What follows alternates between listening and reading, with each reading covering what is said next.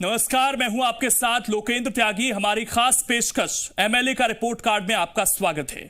मध्य प्रदेश की 28 सीटों पर 3 नवंबर को वोटिंग होनी है। उससे पहले हर एक सीट पर हम आपको लेकर चल रहे हैं, वहां के क्या मुद्दे हैं वो आपको बता रहे हैं और माहौल इस वक्त किस तरह का है वो जानने की कोशिश कर रहे हैं। और आज हम पहुंचे हैं दतिया जिले की भांडेर विधानसभा सीट पर। क्या है यहां के समीकरण, देखिए।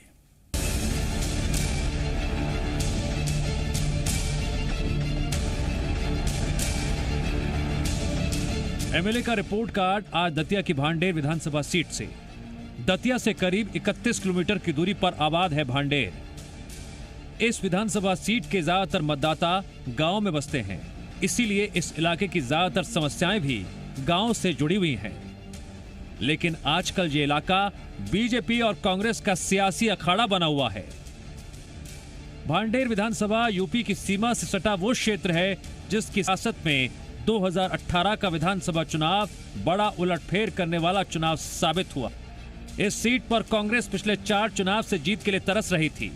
1998 में यहां बीएसपी का कब्जा रहा तो 2003 से लेकर 2018 तक बीजेपी ने भांडेर में राज किया।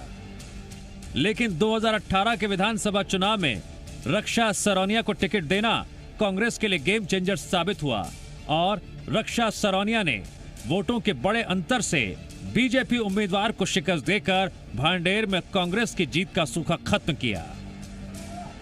लेकिन जल्द ही कांग्रेस की उम्मीदें प्रदेश में बदले सियासी समीकरण के साथ टूट गई। सरकार बनने के मात्र 15 महीने बाद ही रक्षा सरौनिया ने सिंधिया गुट के साथ बीजेपी का दामन थाम लिया। प्रदेश में तो बीजेपी की वापसी हो गई, लेकिन प्रदेश की 28 विधानसभा सीटें एक बार फिर चुनाव के बोझ तले दब गईं। उपचुनाव वाली 28 सीटों में शामिल भांडेर सीट से रक्षा सरौनिया अब एक बार फिर चुनावी मैदान में हैं। लेकिन इस बार उनकी प्राथमिकताओं के साथ उनकी पार्टी भी बदल चुकी है। सरकारों का गिरना बनना हो या नेताओं का पार्टी बदलना, बड़ा सवाल यह है कि इन सब सियासी समीकरण के बीच भांडेर विधानसभा में कितना विकास हुआ। राज्य सरकार और सत्ता पक्ष का विधायक होने के बाद इलाके की तस्वीर कितनी बदली। आम लोगों की समस्याओं का समाधान हुआ या नहीं। भांडेर विधानसभा क्षेत्र में विकास का आलम क्या है, एमएलए का रिपोर्ट कार्ड में सभी मुद्दों की बात करेंगे। लेकिन उससे पहले नजर डालते हैं भांडेर के सियासी समीकरणों पर। भांडेर विधानसभा सीट की गिनती बीजेपी की मजबूत सीटों में होती रही। कभी यह सीट कांग्रेस की मानी जाती थी। 1957 के पहले और 1962 के दूसरे चुनाव में इस सीट पर कांग्रेस के राजा राम सिंह ने जीत हासिल की थी। इसके बाद यह सीट कभी जनसंघ तो कभी कांग्रेस और फिर बीजेपी और बीएसपी के पास भी रही है। लेकिन 2003 के बाद से यह सीट बीजेपी के पास ही रही। बीजेपी इस सीट पर जीत की हैट्रिक बना चुकी थी। पार्टी 2003, 2008 और 2013 के चुनावों में चेहरे बदल बदल कर उम्मीदवार उतारती रही। पार्टी के इस फॉर्मूले पर जनता ने मुहर लगाई और हर बार उसके उम्मीदवार ने यहां से जीत दर्ज की। लेकिन 2018 में तस्वीर बदली और रक्षा सरौनिया ने बीजेपी की कब्जे वाली सीट पर कांग्रेस का परचम लहराया। भांडेर की सियासत का सहयोगी है कि पिछले 5 चुनावों से यहां पर उसी पार्टी का उम्मीदवार जीतता रहा है जिसकी सूबे में सरकार बनी। 15 साल के बीजेपी शासनकाल के दौरान यहां बीजेपी विधायकों का कब्जा रहा। तो जब कांग्रेस की सरकार बनी तो यहां कांग्रेस की रक्षा सरौनिया विधायक बनी। कुछ तो मैं अभी करवा चुकी हूँ जो 3 महीने में, और जनता अगर चाहेगी मुझे दोबारा तो मुझे ये मौका मिलेगा तो मैं भरपूर जनता की सेवा करने की कोशिश करूँ। 2018 में पहली बार विधायक बनी रक्षा सरौनिया के सियासी सफर पर नजर डालें तो उन्हें सियासत अपने ससुराल से विरासत में मिली। रक्षा सरौनिया के पति संत राम सरौनिया कांग्रेस नेता हैं और संगठन में कई पदों पर काम का लंबा अनुभव है। रक्षा सरौनिया के ससुर भी भांडेर से विधायक रह चुके हैं। रक्षा सरौनिया को जब विधानसभा चुनाव के मैदान में उतारा गया तो उस वक्त वो दतिया नगर पालिका के वार्ड 20 से पार्षद थीं।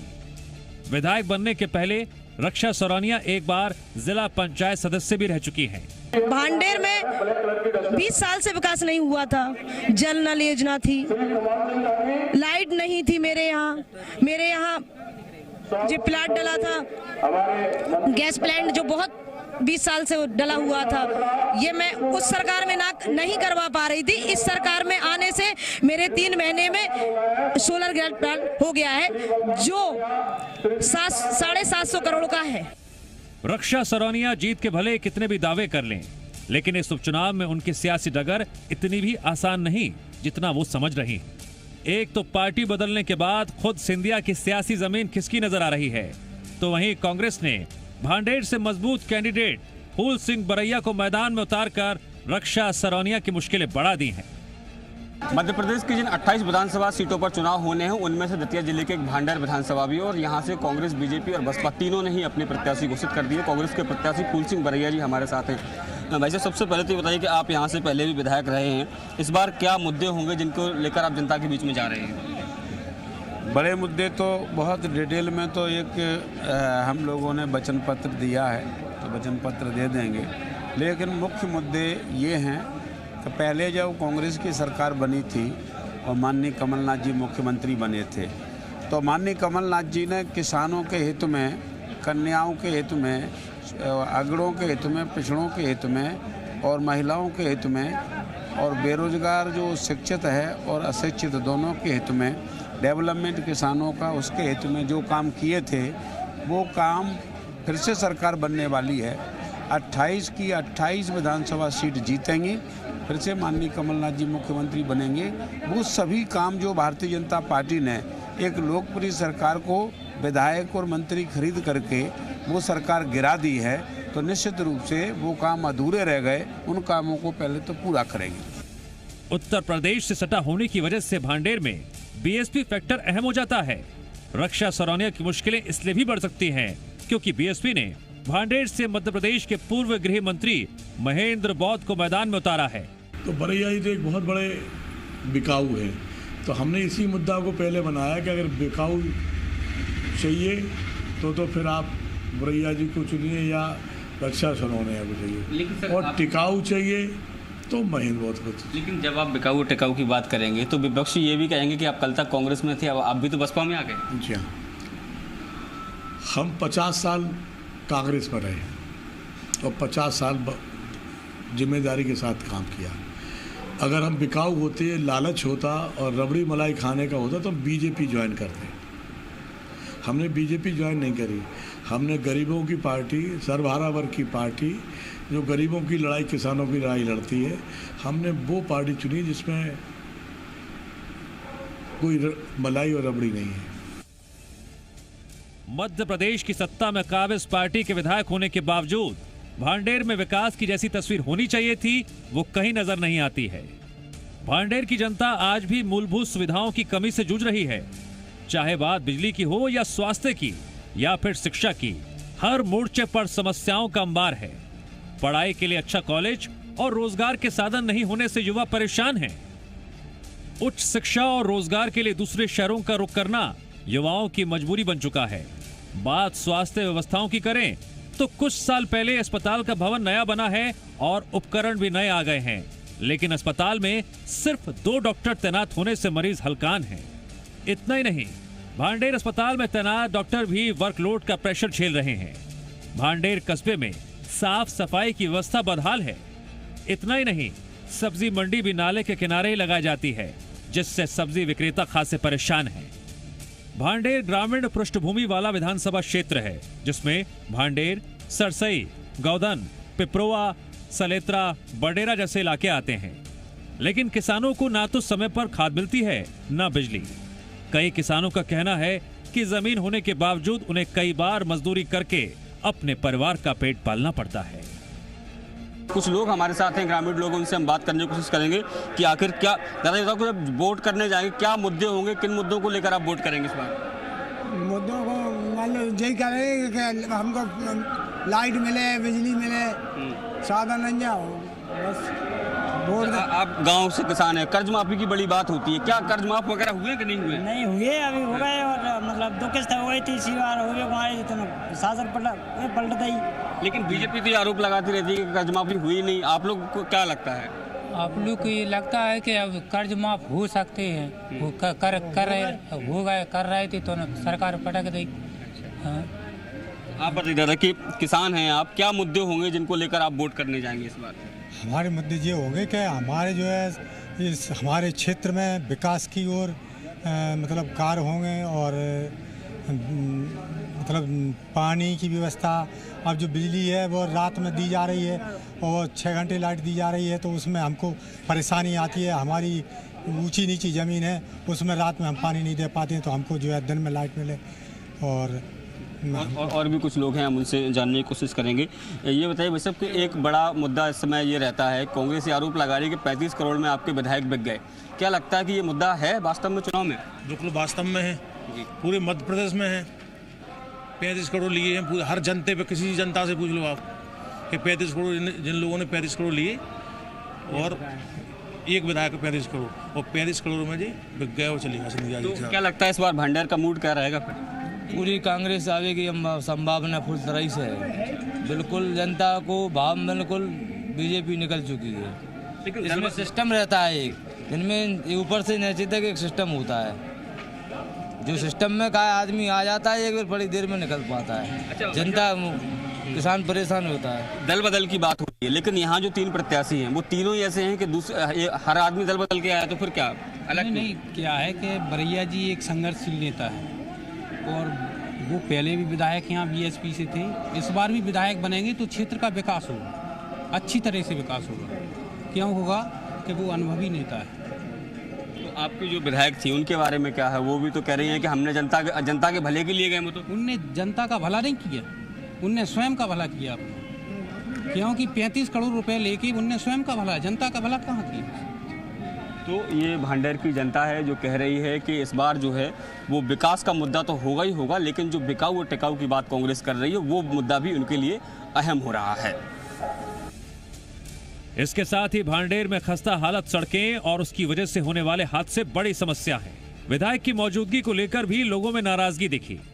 लोगों का आरोप है विधायक रहते रक्षा सरौनिया बहुत कम ही भांडेर आती थीं और अक्सर दतिया में ही रहती हैं। ऐसे में न सिर्फ लोगों को अपने कामकाज के लिए भटकना पड़ता था, बल्कि खनन समेत दूसरे माफिया भी इलाके में सक्रिय हो गए। हम यहाँ जो मतदाता हैं उनसे जानने की कोशिश करेंगे कि आखिर उनके क्या मुद्दे हैं, किन मुद्दों को लेकर वो वोट करेंगे। दादा आप बताइए कि इस बार जब आप वोट करने जाएंगे क्या मुद्दे होंगे जिनको लेकर आप वोट करेंगे? आप करें जैसे किसान के साथ अच्छा करें, वो मुद्दा है। तो जो कर्ज माफी की बात कमलनाथ जी करते हैं, क्या कर्ज माफी हुआ गाँव में किसी का? हुआ हमारे साथ 80% हुआ और 20% रहेगा। कुछ और लोग भी हमारे साथ। आप बताइए कि जो आप ग्रामीण परिवेश से हैं, कर्ज माफी एक बड़ा मुद्दा है। कमलनाथ जी कहते हैं हमने 26 लाख किसानों का माफ किया, शिवराज जी कहते हैं माफ नहीं हुआ। आप बताइए क्या हुआ? क्या हुआ जी? हुआ माफ कुछ नहीं।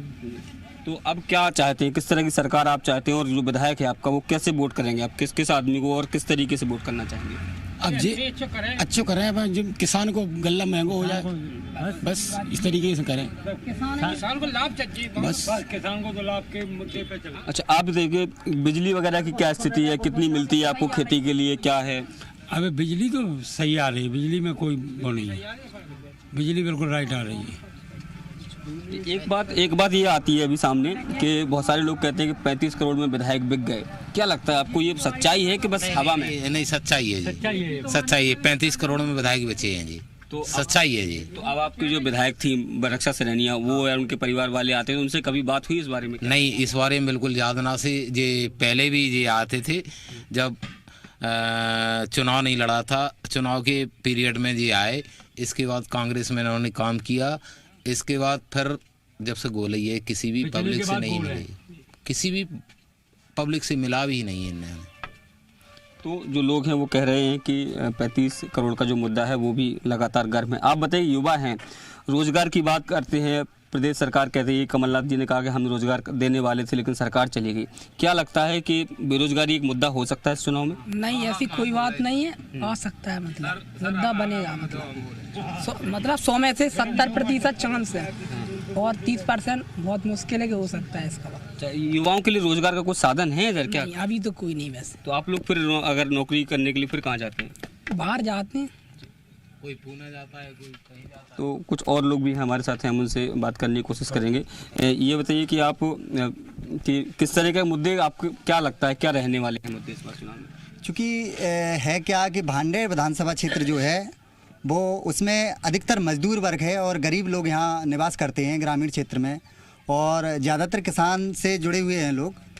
तो है मुद्दा, किसानों का मुद्दा रहेगा, और उसके साथ साथ ये बिजली समस्या जो किसानों के लिए होती है, बिजली की विषम समस्या बनी हुई है। चूँकि कांग्रेस सरकार आई, वैसे ही पावर हाउस हमारे गांव में बनाया गया, कांग्रेस पार्टी ने बनवाया, तो उसके साथ साथ कमलनाथ जी ने कुछ कर्जे भी माफ़ किए। उसके साथ साथ है क्या कि मजदूर वर्ग जो है, तो सबसे बड़ा मुद्दा आता है ये कोरोना महामारी में क्या हुआ कि जो पलायन करके जो लोग मजदूर वर्ग के लोग बाहर जाते हैं काम धंधे के लिए, तो उनके साथ ज़्यादा ही इस तरीके का व्यवहार हुआ कि उनको सैकड़ों किलोमीटर सड़कों पर पैदल चलना पड़ा। ये सबसे बड़ा मुद्दा आता है, क्योंकि यहाँ सबसे ज़्यादा गरीब और मजदूर वर्ग के लोग हैं जो बाहर पलायन करने के लिए, अपना पेट पालने के लिए, धंधा करने के लिए बाहर जाते हैं। तो ये सबसे बड़ी विषम परिस्थिति भाजपा के शासन में हुई।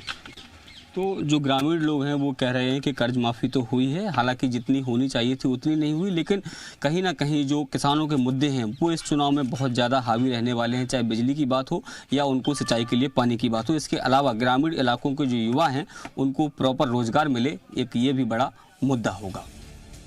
कमलनाथ सरकार ने प्रदेश में 1000 गौशाला खोलने का वादा किया था, लेकिन भांडेर कस्बे में आवारा घूमती गायें इस बात की गवाही दे रही हैं कि सरकार का वादा अब तक हकीकत की शक्ल नहीं ले पाया। हम इस वक्त भांडेर विधानसभा क्षेत्र में मौजूद हैं। आप देख सकते हैं कि सड़कों पर जिस तरीके से गौवंश, आवारा गौवंश बैठा हुआ है, इससे साफ तौर पर यह जाहिर हो रहा है कि जो गौशालाएं हैं वो सही तरीके से या तो काम नहीं कर रही हैं या फिर यहाँ पर बनी नहीं है। ये बताइए कि क्या गौशालाएं वगैरह बनी है, ये गाय यहाँ क्यों बैठी रहती है? गौशाला बनी है, फिर ये गाय यहाँ क्यों रहती है? वहाँ कोई ले नहीं जाता।